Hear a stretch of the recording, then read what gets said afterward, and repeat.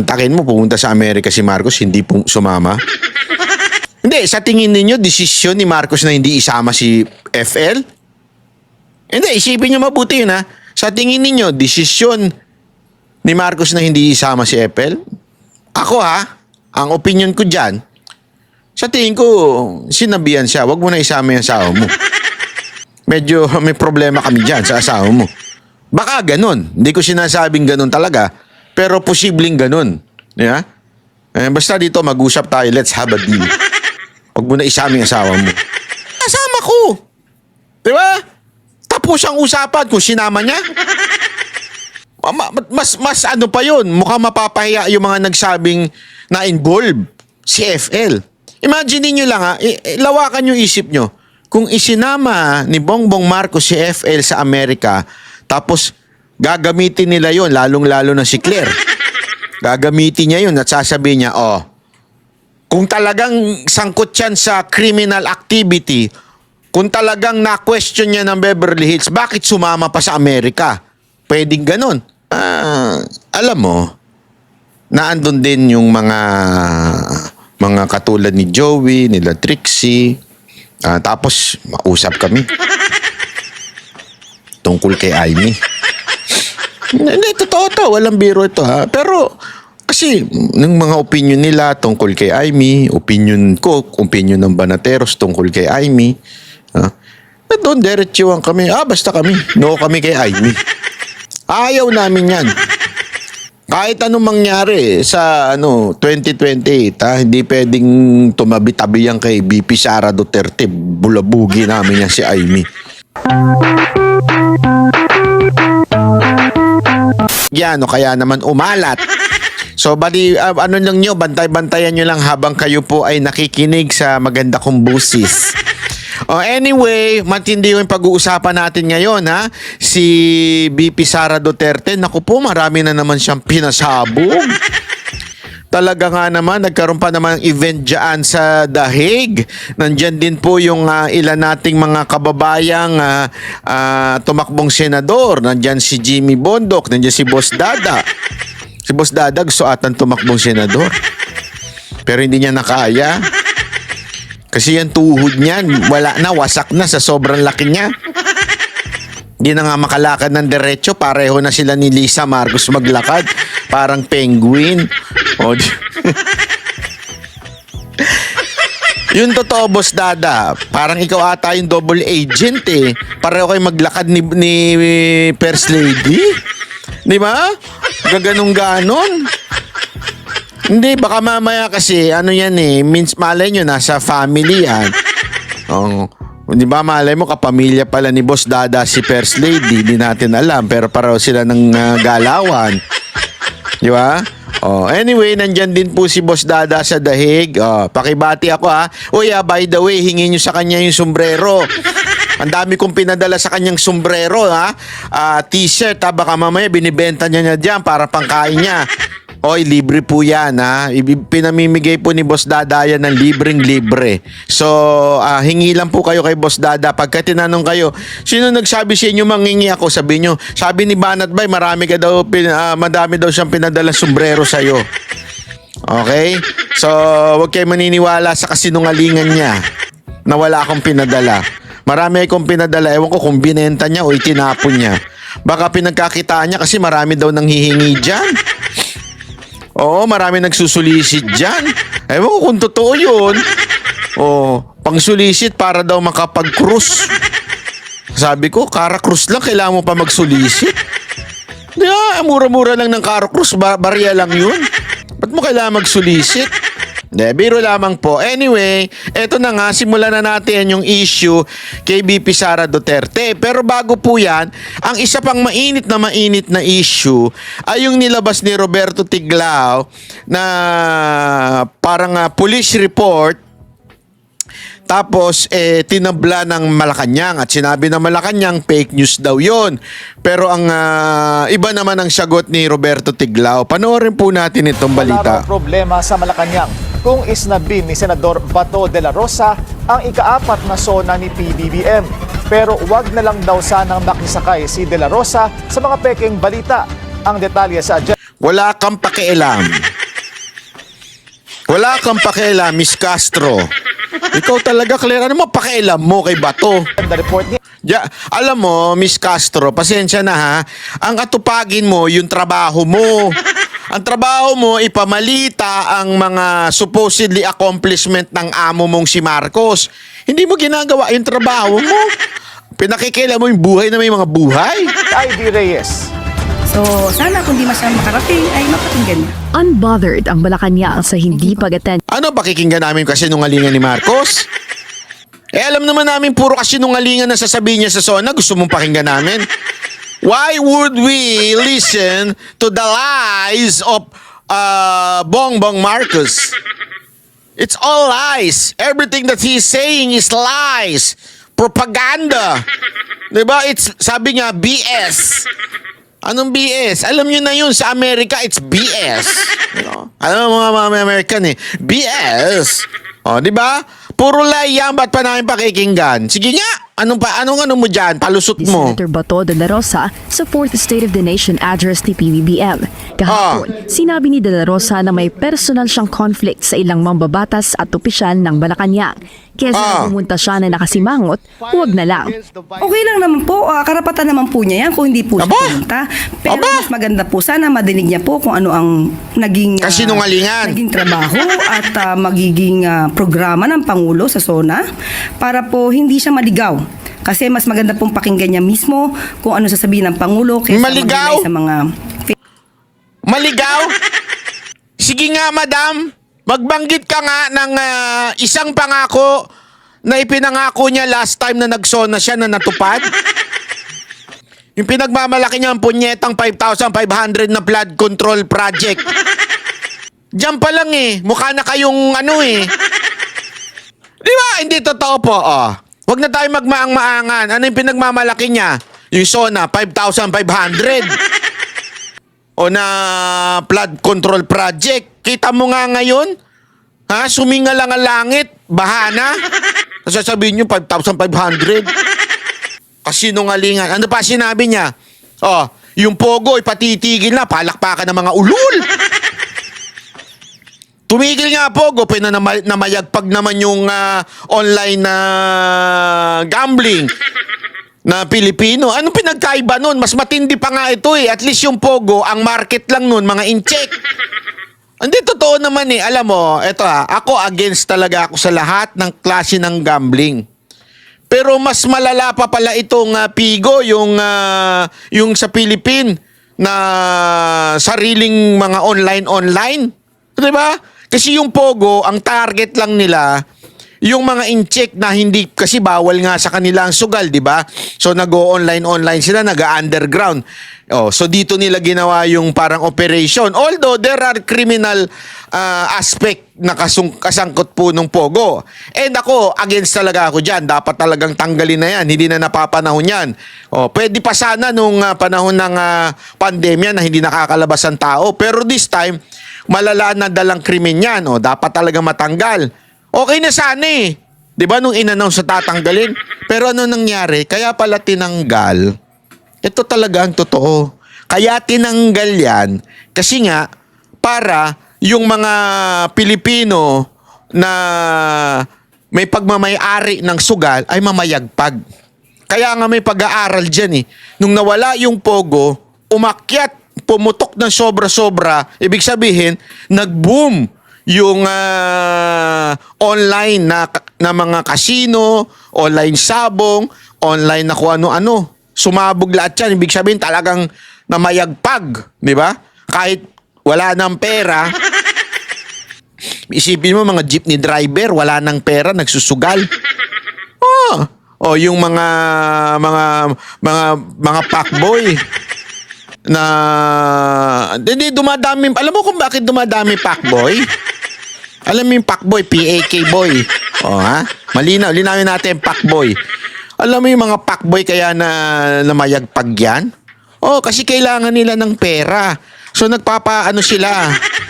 nagpapabengbang sila sa mga jokla. Kaya dumami AIDS Hindi totoo yan. Baka akala nyo nagbibiro ako. I-google ninyo. Tumaas ang AIDS. Bakit? Ang dami nagpapabanat sa nagpapabengbang sa mga jokla eh. 'Di ba? Oh. Sana naman, tignan na maigi itong online na to. Peddlers. Pero pinuna ng palasyo ang komento ni De La Rosa na diversionary tactic lang ang usapang pag-aresto sa kanya ng ICC para matabunan ang isyong kinasasakutan ni First Lady Liza Araneta Marcos.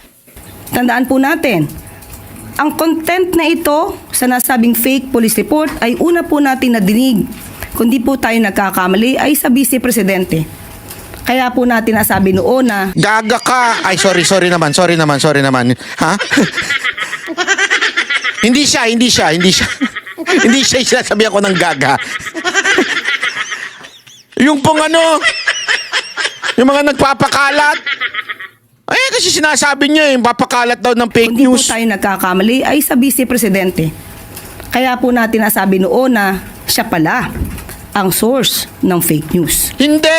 Sa mga tuwid, kung ito po ay sinabi na po ng Beverly Hills Police Department na altered yung ipinakita at na-post ni Mr. Tiglao na police report, siya po ba ay sumasakay din sa issue ng fake police report?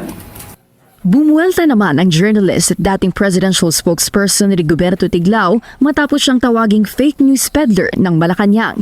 Tinawag niyang palace apology. Hindi! Alam mo, ito lang yan ha. Ito kasi mga nagsasabi na nagpapakalat daw ng fake news. Alam mo, sabi nga niya dito, mukhang nagkaroon ng cover up. Alam mo, madali naman yan i-cover up Sa totoo lang Ngayon, may lumabas pa kahapon na sabi nagkomento daw yung tatay ni Tantoco na nanay, ni Tantoco na sinasabing hindi daw kasama si Lisa Marcos. Pero may nagsabi sa akin, totoo to, may nagsabi sa akin.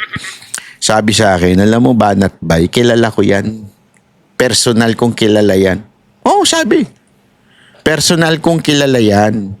At hindi magkokomento ng ganyan yan. Hindi yan naglumalabas sa media. Hindi yan nagpo-post ng mga status sa social media. At higit sa lahat, hindi ganyan mag-English yan. Yan ay talagang, kasi yung nakita niyang post daw, parang English kinamatis. Pero sabi niya, hindi ganyan mag-English yan. Talagang yan, very formal, very eloquent, very hindi ganyan yan. So, sa tingin niya, merong nangyayaring cover up daw. Sabi nung nung kausap ko, nakakilala yung yung nanay. Kaya sinasabi niya, hindi totoo na nanay yung nagsalita ng ganyan. Malabo yan. Malabo yan sa malabo. And may alam na personal. Alam niya talagang yung mga nangyari doon. Sinasabi niya kagad, kasinungalingan yan. Meron sabi ko sa inyo. Si Castro at hinala niya ang may major cover-up sa pagkamatay ni Response Air Paulo Tantoco noong March 8. Hindi sasama si FL sa US trip ni PBBM. Yan kita ninyo. Ito kasi, ganito yan Ganito, makinig kayo na mabuti para sa kaalaman lang ninyo. Makinig kayo. Siyempre, iba sasabihin ng Malacanang. Alam naman aaminin nila. Oo, nandun si FL. Kasama siya doon. Kinwestiyon nga siya ng mga pulis Pwede ba nilang aminin yun? Hindi, kayo. Di ba? Siyempre, i-deny nyo yan. In the side of Roberto Tiglao, pwede ba niya sabihin na, oo, peke nga ito. Siyempre, paninindigan niya rin yung nilabas niya. Yeah? Ibig sabihin, words of Tiglao and words of Malacanang. Di ba? So, kung ikaw ay nanunood, ano ang titimbangin mo? Paano mo sila titimbangin? Sino ang paniniwalaan mo? Words of Tiglao o words of Malacanang? Siyempre, depende kung saan ka nakapanig. Di ba? Kung nakapanig ka sa mga Duterte, paniniwalaan mo itong kay Tiglao. Kung ikaw nakapanig sa mga Marcos, paniniwalaan mo sasabihin ng Malacanang. Tama, mali. Pero kung ikaw ay naghahanap ng katotohanan, anong pakikinggan at titingnan mo? Circumstansya. Di ba? Circumstansya. If you wanna know the truth, the circumstance says itself will not lie. One, may namatay. Yeah? And two, because of the cocaine, the substance na ano. Oh, yun established na. Established na yun. Okay? Saan nangyari? Sa Amerika. Now, paniniwalaan mo? Kasama ba doon si FL? Sabi nung report na nilabas si Tiglao. O sabi ng Malacanang, hindi kasama doon si FL. Ngayon, kung ikaw ay talaga naghahanap ng katotohanan at ikaw ay nasa gitna, huwag mong tignan yun. Ang tingnan mo, circumstances. Bakit? Dito mo malalaman ang katotohanan, circumstances. Kasi now, it's easy to lie. Lying is easy. That's the easiest way out or way to destroy a person through lies. Di ba? But the circumstance will not hide. It will always reveal the truth. Ano yung circumstances ngayon? Eto. Pumunta si Marcos agad-agad sa Amerika. Biglaan yan. Hindi yan planado. Pagka-announce, mga ilang araw, umalis na kagad. Sabi nga ng isang napakinggan kong sa sobrang abrupt, nung pag-alis ni Marcos papuntang Amerika, isipin mo, days before the SONA, na supposedly nagpe-prepare sana. Di ba? Pero biglaan. First yun. First circumstance, after pumutok nito mga to, na issue na ito, biglang pumunta si Marcos sa Amerika.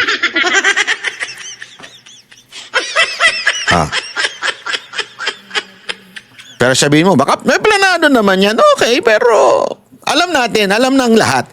Ito'y biglaan. Hindi ito yung matagal nang ina-announce. Hindi. Pangalawa, okay.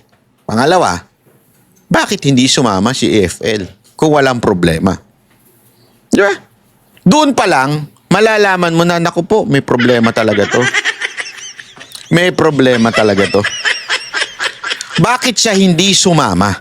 Laging kasama yan eh. Alam natin yan, mga kababayan.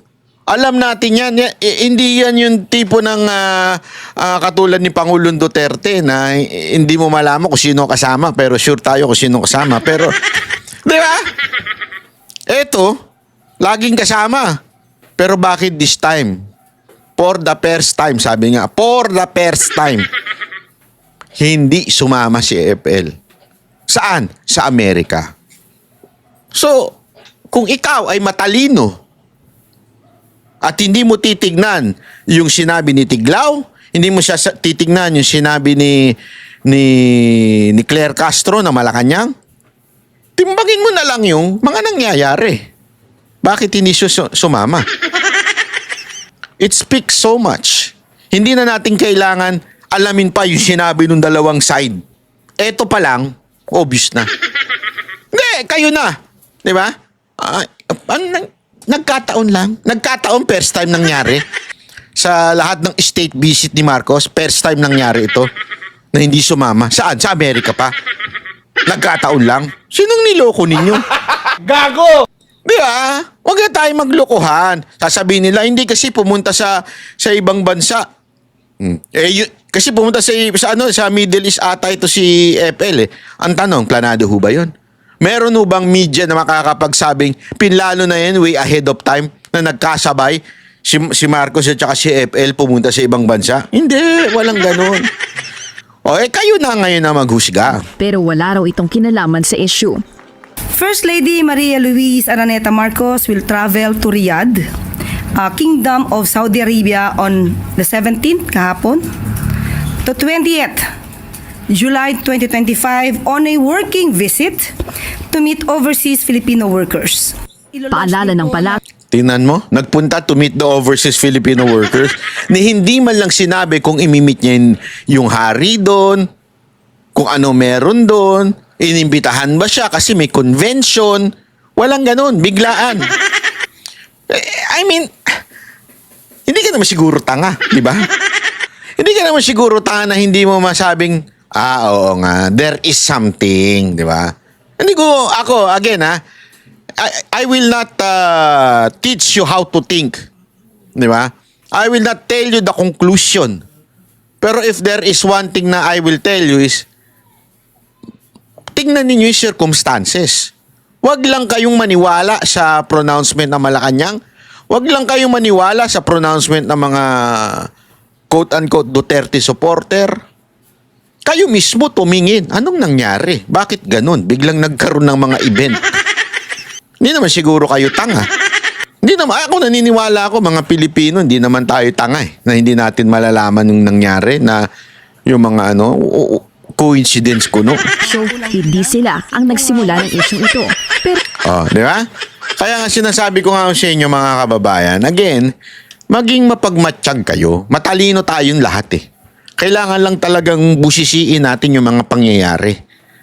Kasi alam mo, kahit po ako, may sakit ako ito mga nakarang araw, talagang nilatay na naman ako ng aking asthma. At hindi po tayo nakapag-live.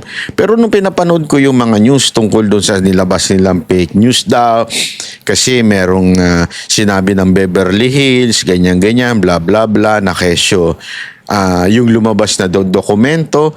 Ang dali naman nun eh. I mean, it's easy to deny something out of a diplomatic or national security. Don't ever forget, okay? Kung anong nangyayari ngayong panahon na ito. Ngayong panahon na to that there is war happening. And very strategic ang Pilipinas. Even if ang policy ni Trump ay America first, hindi natin madi-deny na tumutulong pa rin sila sa labanan ng Israel. Di ba? Tumutulong pa rin sila sa labanan ng dyan sa Ukraine. So, the position ng Pilipinas ay kailangan ng Amerika. Kailangan nila. It will be waste of money kung paliliparin nila mula doon sa Amerika o mula sa Hawaii ang mga eroplano nila o mula sa Korea. Mas maganda meron dito. Kasi remember, pag nag-isip yung mga world leaders, ang iniisip niyan hindi lang naman yung gera ng Israel. Iniisip niyan kung sakasakali magtulungan ng China. Saan sila nakaposisyon, di ba? So kung sakop nila Japan, kasi may embassy doon, may base. O may Korea, sa Korea meron din. Kaya lang nandoon ang North, di ba? So kailangan din nila 'tong Pilipinas. Napaka-strategic ng posisyon natin. Sa madaling salita, kailangan tayo ng Amerika. So, it is possible that America will do everything para makuha tayo. Pwede niyang gamiting bargaining power yan.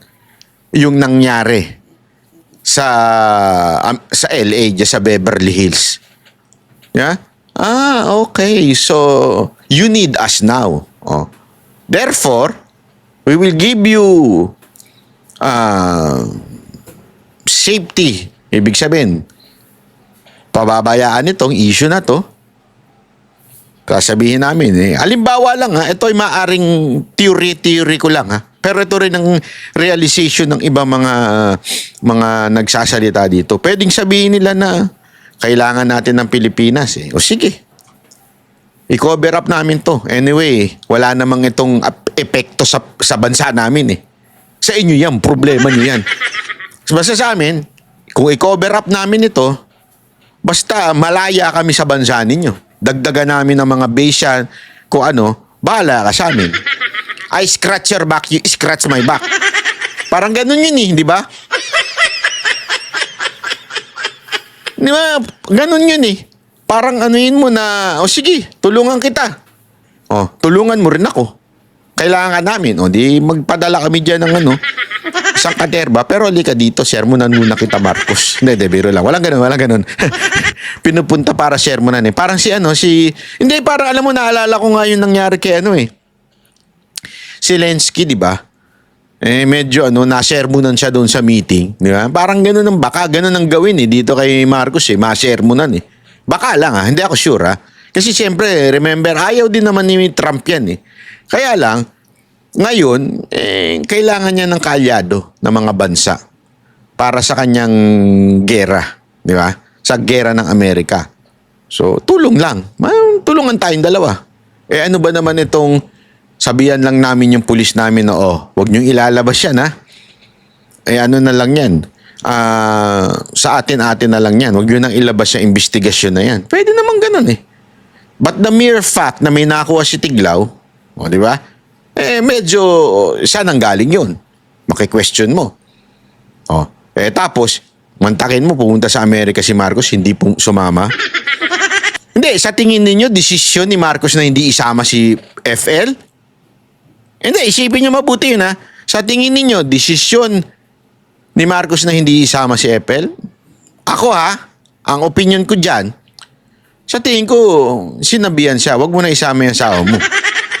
Medyo may problema kami dyan sa asawa mo. Baka ganun. Hindi ko sinasabing ganun talaga. Pero posibleng ganun. Yeah? Basta dito mag-usap tayo. Let's have a deal. Huwag mo na isama yung asawa mo. O baka naman mismong yung asawa na, ayoko nang sumama dyan. Naging issue pa yan. Hindi kasi alam mo ito kung ako, halimbawa, advisor ni Marcos. Halimbawa, ako advisor ni Marcos. To prove my critics na fake news sila, to prove na kalokohan niya sinasabi ninyo na na-hold or na-question ang asawa ko dito sa Amerika, isasama ko. Di ba? Tapos ang usapan kung sinama niya. Mas ano pa yun, mukhang mapapahiya yung mga nagsabing na-involve si FL. Imagine niyo lang lawakan yung isip nyo. Kung isinama ni Bongbong Marcos si FL sa Amerika, tapos gagamitin nila yon, lalong-lalo na si Claire. Gagamitin niya yun at sasabihin niya, kung talagang sangkot yan sa criminal activity, kung talagang na-question niya ng Beverly Hills, bakit sumama pa sa Amerika? Pwedeng ganon. Tapos ang usapan.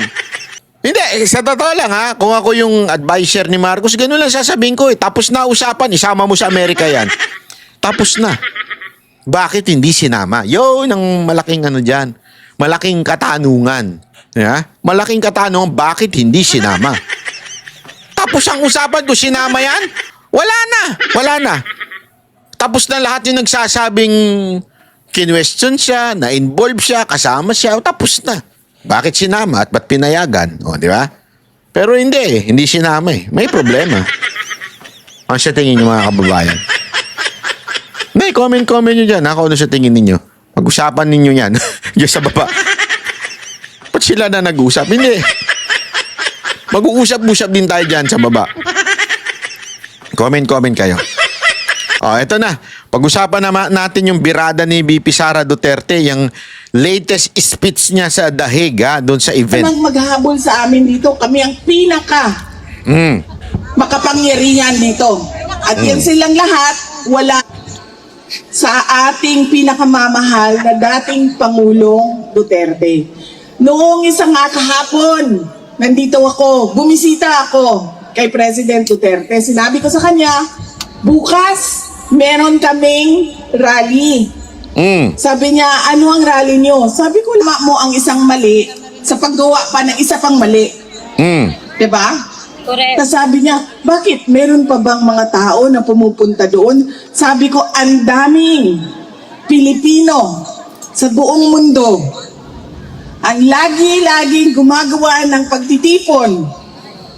Sabi ko sa kanya, kahit 5 na lang kami doon sa park, magsasalita pa rin kami. Dahil kahit 5 lang kami, ay mali pa rin yung ginawa nilang pagkuha, pagdukot sa iyo. Hindi naman dahil madami tayo, ay tama. Pag konti na lang tayo, ay mali. Ay tama na yung ginawa nila. At dahil marami tayo, mali yung ginawa nila. Hindi. Kahit mag-isa lang akong tatayo dito, alam mo ma'am, may nakita ako isang babae doon kahapon. Ano siya, foreigner. Doon sa may train station. May dala-dala siyang sarili niyang speaker. At nagsasalita siya. Hindi ko naiintindihan dahil Dutch ata yung salita niya. Nagsasalita siya. Mag-isa. Walang nakikinig sa kanya, walang nakatayo sa harap niya, pero nagsasalita siya. naisip ko, aabot din ng panahon na ganun na rin ang gagawin ko. Kahit mag-isa ako, Nako. magsasabi at magsasabi. Madam, hindi ka magiging mag-isa sa dami ng nagsisimpatya. Buong bansa nagsisimpatya dito sa ginawang pandurukot kay Pangulong Duterte. Kahit nga po yung, alam mo, kahit saan po ako magpunta, walang biro ito. Ito, kahit saan po ako magpunta. At, kunwari, medyo naaninag nilang si Banat ba yun Ang unang tanong nila sa akin, Sir, kailan po ba uuwi si Tatay Digong? Kailan nyo po pa uuwiin? Kailan nyo makakauwi ka pa kaya siya? Sa loob-loob, gusto kong sagutin Kung ako lang, gusto ko bukas na sauli ko na atid ko na dyan sa Pilipinas Pero sabi ko nga, wala akong Ibig sabihin, talagang napukaw ang pang-aabuso, pangkakawawa kay Pangulong Duterte. Mantakin mo, ilang taon na yung mama? Sasabihan, paparatangan mo ng kung ano, 80 na yung mama. Tapos sasabihan mo, ang daming nagawa. Alam mo ngayon, dito talaga sila nagkamali Kasi, kita nila yung nangyayaring mga adik sa karsada ngayon. Isa lang ang nasasabi nila, sana si Duterte na lang. Kaya lang, anong ginawa kay Duterte? Ganun Anong ginawa? Kayo, alam niyo yan. Kayong may mga adik na kaibigan na ngayon namamayagpag na naman sila. Dati, nagtatago-tago sila. Ngayon, namamayagpag pa sila. Di ba? Ang dami na, kaliwat kanan na. Anong nangyayari? Di ba, naano ninyo sana si Duterte? Ba't ba ginano nila si Duterte? Di ba? Sabi ako sa ICC, mali ang ginawa ninyo at pinagpipilitan nila ang mali na ginagawa nila dahil dinidikdik nila sa ating lahat ang kanilang mga paniwala. It's a very Western-centric mindset.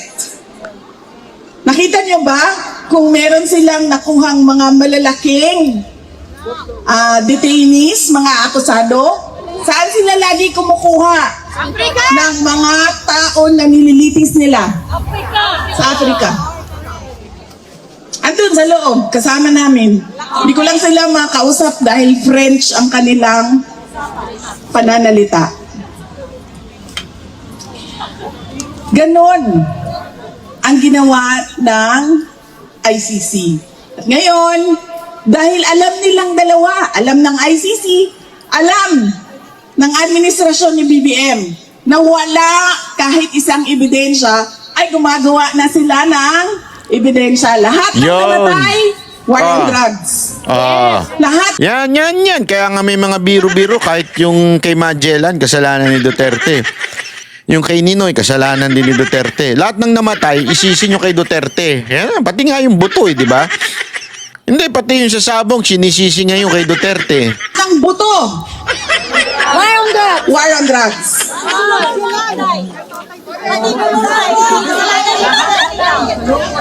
Lahat ng pinatay dahil sa love triangle, war on drugs. Naku, grabe naman yan, madam. Bakit naman love triangle lang marami na naman masasaktan dyan? Marami na naman masasaktan dyan. Lahat. Dahil wala nga silang ebidensya. Missing sa Bungeros, ang tagal na niyan, di ba? 2025 na. Pagpasok nung termino namin, 2022, nandyan na yung missing sa Bungeros. Pero bakit ngayon nyo lang hinahanap sila? Diba? Kasi walang buto. Kailangan natin ang buto. Hanapin natin ang missing sa Bungeros. Mga biktima ng war on drugs. At anong ginawa nila? Noon, sabi nila, mag-iimbestiga ang Pilipinas. Bubuksan natin ang EJK Task Force na mag-iimbestiga. Nung wala talaga silang makita, wala silang mahanap, ano sabi nila? Ay, wala na. Sinunog na lahat ng ebidensya. Guys, sinungaling. Nawala na lahat ng ebidensya. Sinunog na. Nag-imbestiga na nga noong 2012, di ba? Sa panahon ni dating Justice Secretary Laila De Lima. May dala-dala pa siyang bungo noon. Kung maalala niyo, di ba? May dala siyang buto. Tapos buto pala ata ng baka yon kasi lechona ng baka yung Lalo.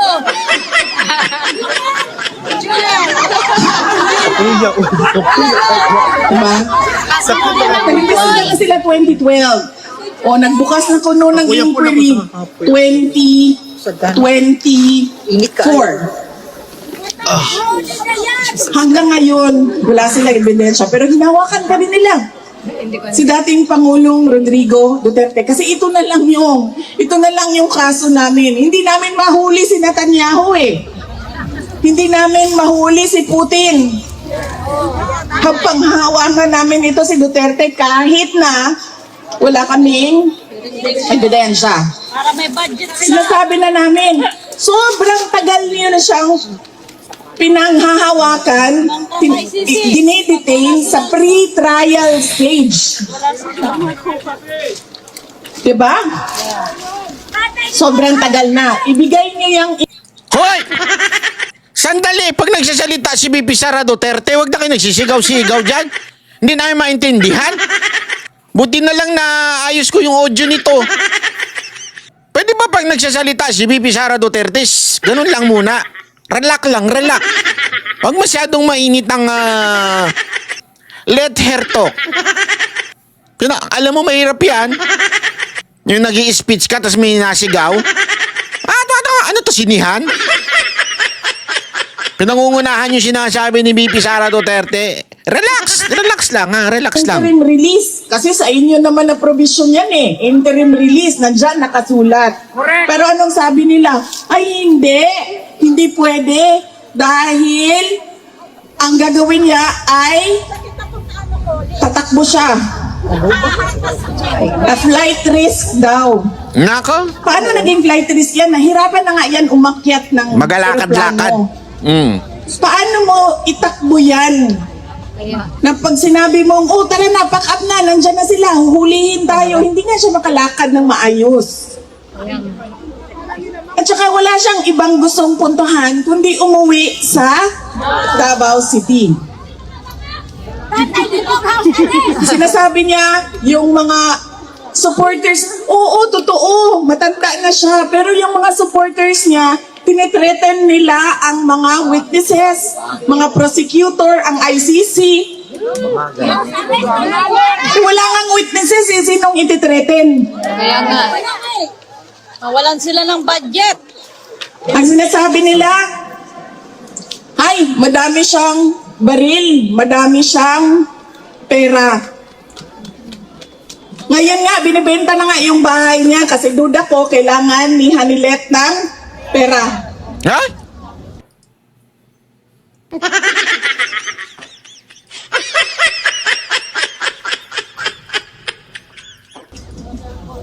Diba?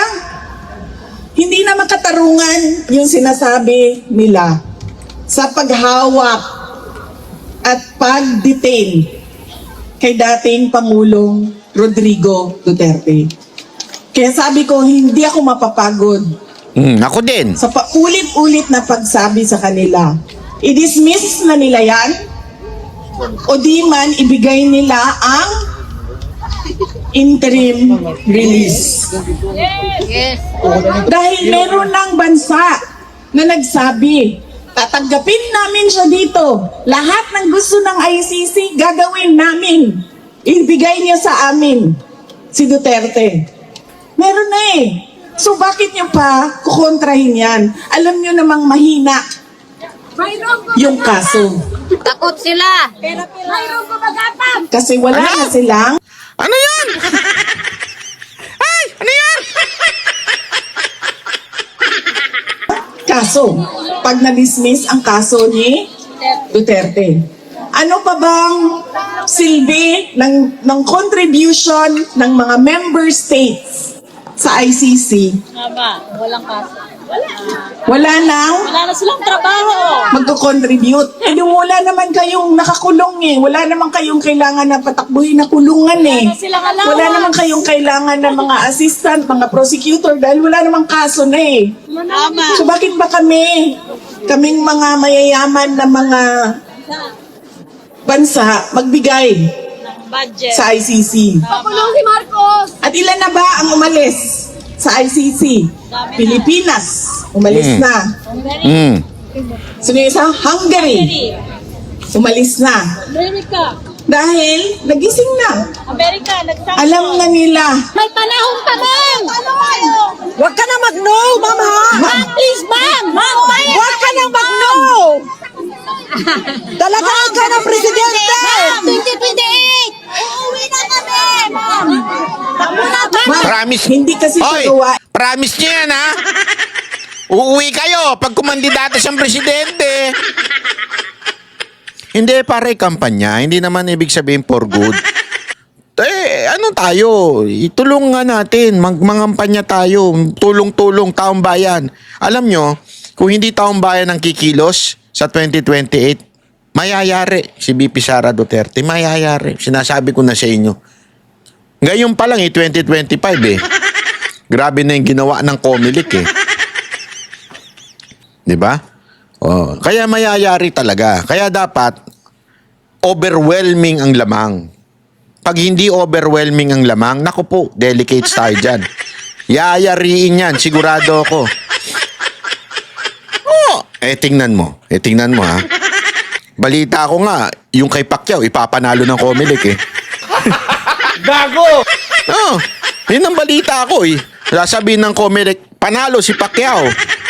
Kahit draw, di ba? Ay, kayang-kaya. Yung nga natalo, kaya nilang papanalunin eh. Yung natalo. Di ba? Ay ng isang tao lang. Hindi siya gawain ng presidente. Isipin mo, kunwari, presidente ako. Kunwari, nakita niyo yung House of Representatives, ma'am? Ilang buhaya yon? 305? 315?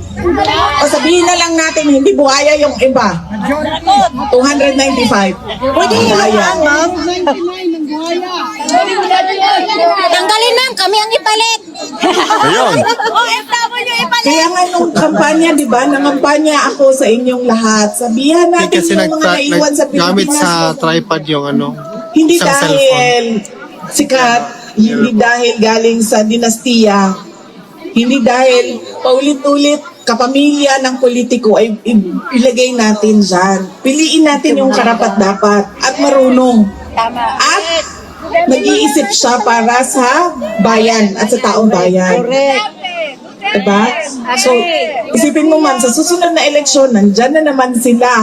Grabe. Eleksyon ang mga buhaya, ma'am. Buhaya!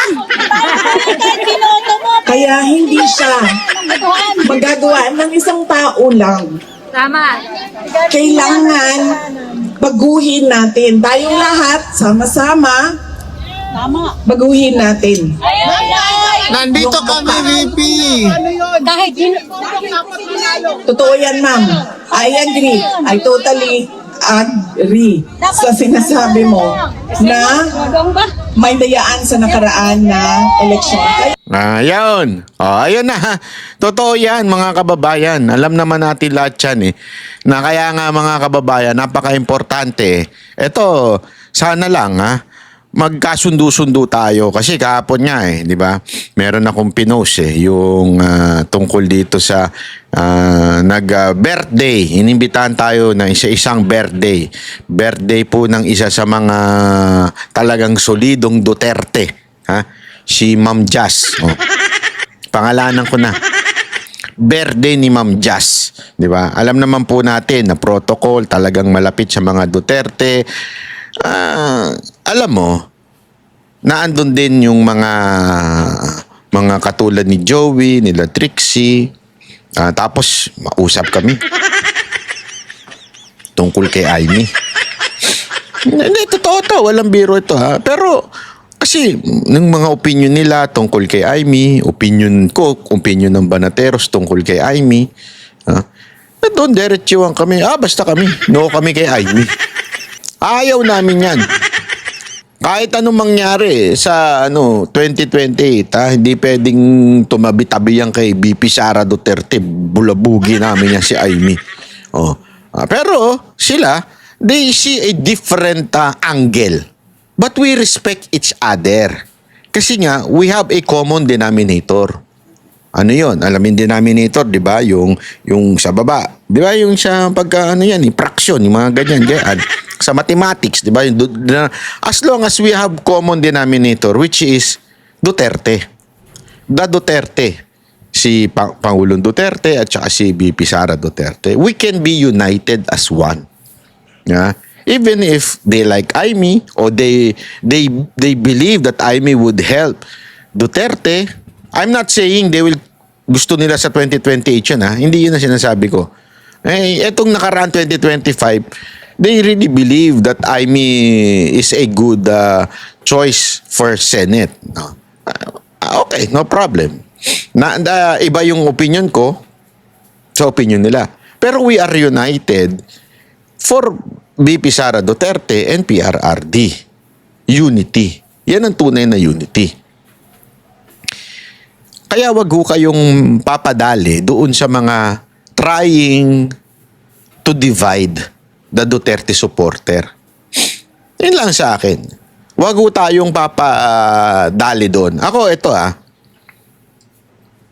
kahit anong sabihin ninyong paulit-ulit, isang bagay ang hindi ko to sinasabi para ipagmalaki lang. Okay? Hindi ko to sinasabi para ipagyabang. Okay? Pero kung meron namang talagang mga OG pagdating sa isa po ako doon na talagang nangampanya during 2016. Isa po ako diyan, election. I mean with terms of vlogger. Isa po tayo sa mga nauna at kilala ko kung sino yung mga nauna na vlogger talaga na hindi pa sikat si PRRD, we're already campaigning for PRRD. Ganon. So, you cannot question me on my loyalty on PRRD. You cannot. Diba? Malabo. Kahit saan kitang anggulo, itutumba lang kita sa issue tungkol kay PRRD. Oh. Pero, ang punto ko dito, hindi ibig sabihin, porket ikaw yun nauna, yung mga sumunod na ay hindi na legit. Wag ganun. What if they realize along the way na si PRRD talaga naman palang para sa bayan and eventually they spoke up. Kasi pwede namang hindi lang sila nagsasalita noon, tahimik sila. They like PRRD pero hindi sila nagsasalita. Yeah? Pero eventually na-realize sila. Kaya lang, iba lang yung opinion nila sa ibang bagay. So, ibig bang sabihin nun, double agent na kagad? Kailangan mo ng kontrahin, awayin, di ba? Siraan ng kung ano-ano. Huwag ganun. Di ba? We need to unite on 2028. The real unity should be done sa 2028. Or else, yari tayo mga kababayan. Dadalihin ng ating Vice President na si Sara Duterte. So ako, doon sa mga nanggugulo, dapat i-X nyo na yan. I-unfollow nyo na yan. Doon sa mga nanggugulo. Sa mga nagkikreate ng division. Always remember, ito, lesson. Not only in history, but also biblically. Lesson po ito. Anyone who divides, ayan po ang taktik ng demonyo. Kaya nga ang laging sinasabi sa Biblia, peacemaker. Di ba? Getting along with each other. As a matter of fact, there was a time that there was division sa Acts. Kasi siyempre, ang Panginoon, di ba, umalis na. Ang Panginoong Hesus umalis na, umakyat na sa langit. So, yung mga disipulo, isipin mo, how can you control the 12 disciples with a different style of evangelism? Di ba? Kanya-kanya. So, nagano. Tapos hanggang si Paul. As a matter of fact, hindi kagad tinanggap si Paul. Nung pumasok si Paul, hindi po siya part ng disipulo, Nagpakita lang sa kanya ang Panginoong Hesus, kaya siya na-convert. Tapos, marami ng mga issue na lumalabas, di ba? Kasi, tao lang yan eh. Even if they are follower of Christ, even if they would been with Christ, tao lang yan. They can commit mistakes. So nagkaroon na ng issue. Nagkakaroon na ng girian. Alam mo sabi ng Biblia? alam mo, it doesn't matter kung ano yung mga minor differences as long as they preach the gospel. Sinulat yan ni Pablo. Kasi merong mga division na ganito yung style ng kanilang pagpipreach, ganito yung kanila. So, nakakaiba-iba. Pero no sabi ni Pablo, kasi tinanong si Pablo dun ano ba, ibig bang sabihin nito, mali si ganito, mali si ganyan, mali si ganito. Hindi, sabi niya, as long as they preach the gospel. Di ba? Sandali, double check ko lang kung ano yung eksaktong sinabi ni Paul says regarding division. Ayan. Sa church. Kasi para sigurado tayo, baka mamaya magkamali tayo. Masita tayo ng yun.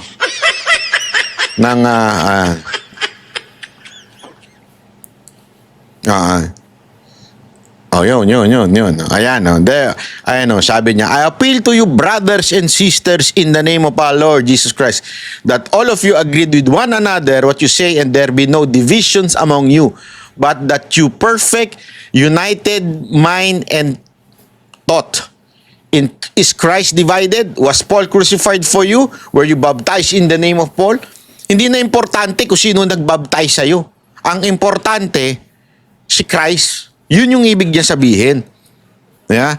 Kasi tayo, we have to unite for Duterte. Yung mga, like, gusto nila si Amy. O gusto, kasi kami rin naman may mga gusto kami na ayaw nila. Okay lang yun. As long as, di ba, we are all want freedom of PRRD na maiuwi na sa Pilipinas. Pangalawa, yung maging presidente si VP Sara Duterte. Yun ang importante. Yeah? Tingnan pa natin itong wait wait lang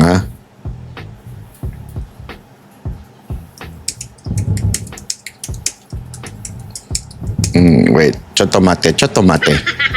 Para sigurado